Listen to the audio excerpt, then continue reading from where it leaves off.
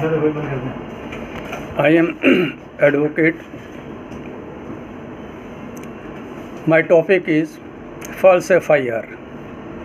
This is a common phenomena in our country. Each and every person, for harassing or humiliating the person or taking the personal grudge or the revenge, file a complaint before the police station, in the police station. Now I want to tell you that कि police complaint करना अच्छी बात है, क्योंकि जिस आदमी के साथ कोई कैजुअलिटी हुई है, इनजस्टिस हुआ है, तो कंप्लेंट करना चाहिए। लेकिन हमारे देश में एक ट्रेंड है, अगर किसी को टॉर्चर करना, हैरेस करना है तो थाने में पुलिस कंप्लेंट फाइल कर दो, और पुलिस स्टेशन में जाके जो पुलिस है वो बिना वेरिफिकेशन के FIR कर देती है, और वेरिफिकेशन के बिना FIR करने के बाद जिसको एक्यूज़ बनाया है उसको अरेस्ट कर लेती है। तो आज मैं ये बताना चाहता हूँ कि कानून में ऐसा कोई प्रोविज़न है ही नहीं। हमारा कानून बहुत ही सुंदर है, जस्टिसेबल है और बैलेंस जस्टिस करता है। किसी को भी ट्रमेंडस पावर नहीं दी है, ना तो कंप्लेनेंट को पावर है, ना ही पुलिस के पास कोई पावर है कि वो FIR रजिस्टर्ड कर दे। जब कोई कंप्लेनेंट FIR करता है तो वो उसके साथ कोई ना कोई अक्रेंस का एविडेंस लगाता है कि मेरे साथ ये घटना घटी है। उसके साथ कोई ना कोई प्रूफ होना चाहिए।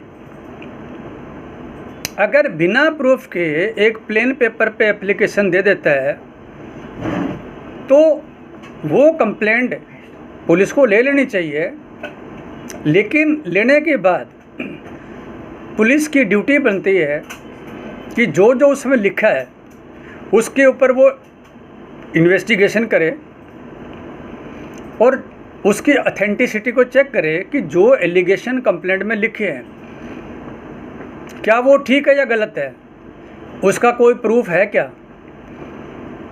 अगर पुलिस को उसके अंदर कोई प्रूफ नहीं मिलता तो उसी कंप्लेंट के ऊपर कंप्लेनेंट को अक्यूज़ बनाए और पुलिस उसके ऊपर FIR रजिस्टर्ड करे उसी सेक्शन के अंदर, क्योंकि उसने फॉल्स कंप्लेंट फाइल करी है। हमारे एक्ट के अंदर ये प्रोविज़न है।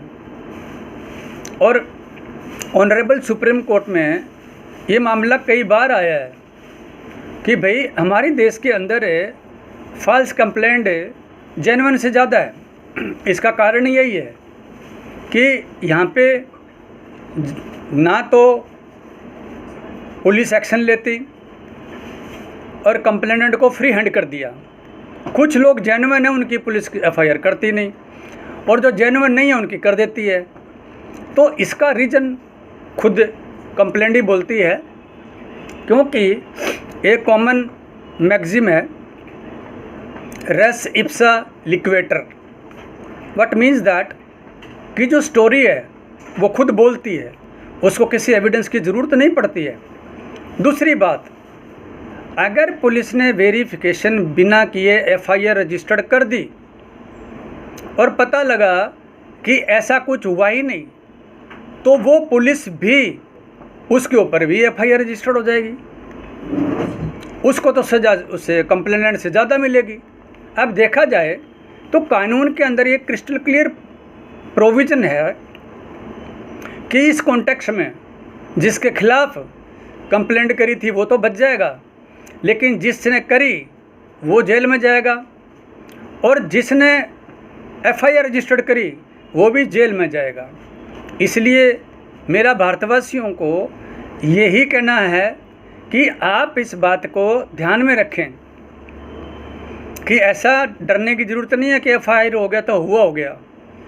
कंप्लेनेंट अगर झूठी एफआईआर है तो वो जेल जा सकता है, और पुलिस ने भी अगर झूठी एफआईआर करी है तो वो भी जेल में जाएगी, क्योंकि पब्लिक सर्वेंट की ज़्यादा जिम्मेवारी है एक कंप्लेनेंट की, क्योंकि कंप्लेंट तो एक लेमैन है।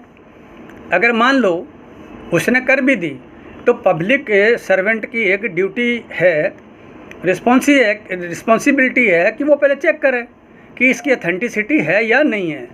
So my lecture only on this topic कि अगर झूठी एफआईआर है तो आप कंप्लेनेंट को और जिसने एफआईआर करी है दोनों के खिलाफ कंप्लेंट करो और कोर्ट में करो, और दोनों के खिलाफ एफआईआर हो जाएगी।